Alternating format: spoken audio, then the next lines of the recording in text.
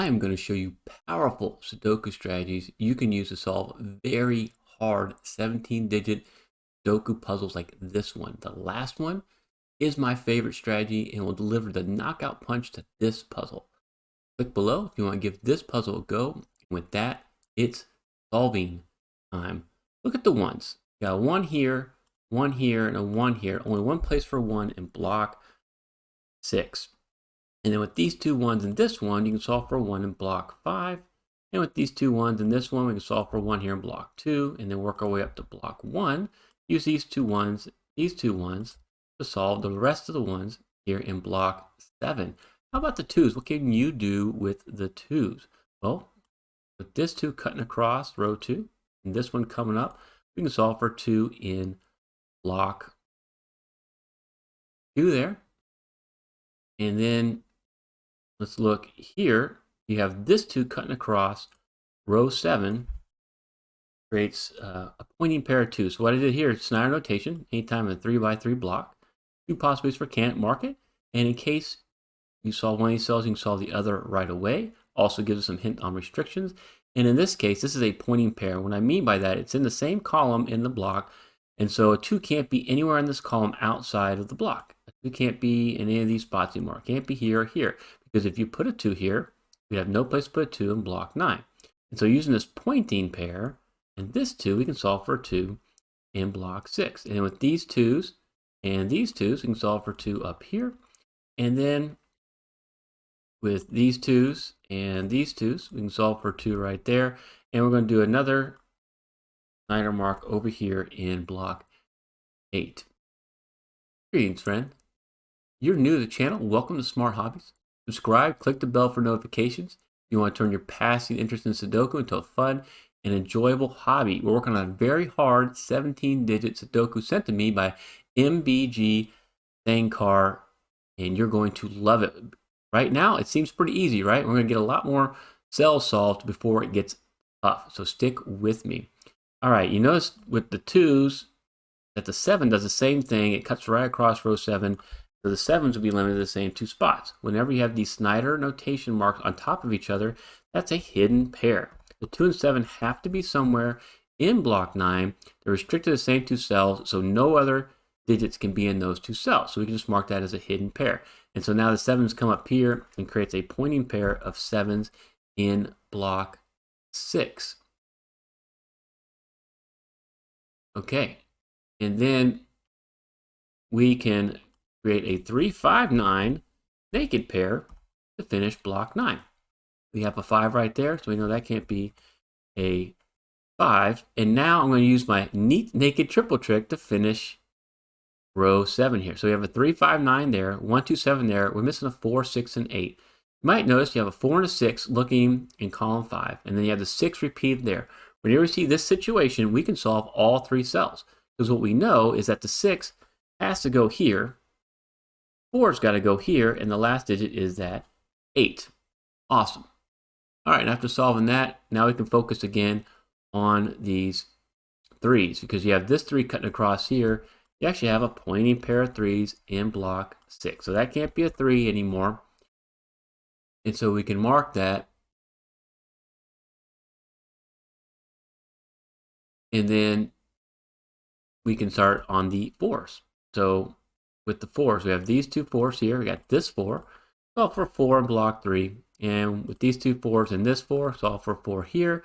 And with this 4, solve for 4 there. And we can solve for 4 here because of the 4 right here. And we can solve the last 4 in block 8. How about the 6s? Well, this 6, these 2 6s, we can solve for a 6 right here. And then with this 6, solve for a 6 in block 3. Okay, looking good. And this 6 and this 6, solve for 6 in block 4. All right. And with these 2 6s and these 2 6s, we know we can solve for 6 right here in block 6. And then with these 2 6s and those 2, we can solve for 6 in block 7. We just knocked out all of the 6s. So far, this seems pretty easy, right? Well, just wait. Okay, with this pointing pair of 7s here and this 7, we have 2 possibilities for a 7. I'll mark that in block 4. What can we do with the 8s? Well, these 2 8s, we can solve for an 8 right there. All right, cool. What else can we do? with the 8s? Well, we got this 8 right here cutting across row 1. You have this 8 coming up. So the 8s are limited to these 2 spots. So this is going to be another pointing pair of 8s. And since we have an 8 here, pointing pair of 8s here, 8s can't be in these 2 spots. And with this 8, an 8 can't be here. We can solve for the 8 in block 6. And this is kind of cool. I want you to watch this because that displaces that Snyder 3. So we can solve for the 3 there. And with these 2 8s, we can solve for an 8 right here. And then with these 2 8s, solve for the 8 right here. These 2 and this 8. Solve for an 8 here, and now we can displace that Snyder 8 we started with and solve the last 8. We just knocked out all of the 8s. Let's go to row 4. Can we finish row 4? We have a 1, 2, 4, 5, 6, 8. We need a 3, 7, 9. Well, the 3 covers these 2 spots. We know that has to be the 3. 7 can only be here, so that means the 9's got to go right there. And now we can finish block 4 because this has to be your 5. 5 can't go in those spots, so that's got to be a 5. And we'll put a 7, 9 pair right there. Also know we have a 7, 9 pair right here in block 6. Okay, and in the 5s, we can actually do a little bit more solving here. Because of this 5, we know that the 5s are limited in one of these 3 spots, right? And with this 5, so the 5's got to be in one of those spots there. But we have a 5 right here, creates a pointing pair of 5. So the 5s can't be here. Can't be here because we know 5's got to be in one of these spots in block 2. So we can actually solve for 5 right there. And we can take it one step further. Look across row 2. Where can a 5 go? Well, it can't go here because of this 5. Can't go here because of this 5. And it can't go here because of this 5. So this is actually a hidden single 5 right here in row 2. You may be able to improve your Sudoku skills faster than you think. Click on the pinned comment. Join the Smarty Party. I'll send you exclusive monthly puzzle packs, other content to give you more ways to solve hard Sudoku. People are raving about my current pack made by Pietato. They love his classic Sudokus. And you want to solve fun classic Sudokus, right? All right, what can we do now? We are going to start running out of steam here and I have to start building and set up our advanced strategies here. Okay, with this 5, we have 2 places for 5 up here. Then we look for that there's only 2 places here. So we're going to start creating some BVCs, all right? 3 and a 5 is all that's left in column 1. You got a 5 and a 9, it's all that's left in column 2. And you'll see there's nothing else we can solve. You can maybe put a couple more Snyder marks. Like you could put the 3s right there if you want. It's not going to help you solve at this point. So now we want to start filling out the grid, looking for the by value cells. That's going to be the clue we need. So we have the 7 9s filled out. And we're going to fill out the rest of this block here, right? So we know this is going to be a 7 9. And this has to be 2 3 7 9. And we already have a 2 right there, so that can't be a 2. This is 3 5 9. I got a 5 right there. So that's a 3 9. And then this would be, looks like a 3 7 9. You see a lot of 3 5s, 7s, and 9s. This is going to be a 3 7 9. And there's no way we can reduce that at this time. And then up here, you know, we have a 3 7 9 in this cell, and 3 5, a 5 9, 5 9 right here, and then you're looking for 3 5 7 9 over here. Okay, this is now a little bit different situation. You know, each puzzle has a story. MBG Sankar, he sent me this second puzzle to solve after the first one I showed, and it came from thesudoku.com. It's also 17 digits. He thought I'd find it really challenging, and I did. You can send me your puzzles through Discord, Instagram, Reddit, or any of the email links in the description below. I'd love to help you solve puzzles and maybe feature them on my channel. It looks kind of hopeless right now. How do you work through this logically? And here's the key. I'm going to help you each step of the way. First of all, remember, this puzzle has a unique solution. And so we can apply some uniqueness here. I'm actually going to do something I've never done before. I'm going to apply 2 unique rectangle situations on the same cell show you how we can make additional solving. So, first of all, you might notice you have a 7, 9 right there. And then you have the third cell, 7, 9. And then this cell has a 7, 9 plus 2 other digits. What we know by uniqueness is that this puzzle only has one solution. If you put a 7 in this cell, this would be a 9, that'd be a 7, that'd be 9. Okay? If that was a 9, it'd be a 7, that'd be a 9, that'd be a 7. You'd have two solutions to the puzzle. We know it has one solution, so the 7 and 9 cannot be the solution to this cell. This is a unique rectangle type 1. So you can remove the 7 and 9 from right there. I will remove it, but I want to show you this other unique rectangle situation, and I want you to see the digits, see how it applies. But we will remove the 7, 9 from right there. We have another unique rectangle with these 4 digits. You notice how you have just the 2, 7 here. The 2's are limited to these 4 cells in these 2 blocks and these 2 rows. That's important. The 2's have to be limited. One of the digits has to be limited. And the 7 can appear in all 4 of them. So what we know is if you put a 7 here, forces a 2 there, forces a 2 there, and a 7. But if you had a 7 there, forces a 2 there, and a 7, 2, 7 could appear the same, 2 different ways in the same finished grid. That can't happen. The only way to prevent that deadly trap, they call it, is to remove the 7's from right here. We know the 7's cannot be the solutions to these 2 cells. We also know the 9 can't be a solution to that cell if this puzzle has a unique solution, and it does. So we're going to remove 7, 9 from right there and the 7 from right there. That's the first strategies I'm going to show you. If you want to learn more about unique rectangles, check out this tutorial. Now we're moving to the next strategy. We're going to stay right down here in block 8. You notice there's a 2, 3, 9 right here. We just created another BVC, this 2, 3. Okay? And the other digit associated with 2, 3, 9 is, you got a 9, right? So you look over here, you got a 3, 9. So we have all 3, these possibilities, 2, 3, 9. One of them, this pivot, sees these 2 pinchers. And then since there's 3 in the pivot, then we got to look at all 3 situations. If this was a 2, that'd be a 3. This is a 3, obviously that'd be a 3. Anything that sees it cannot contain a 3. If this cell's a 9, that would be a 3. So any digit,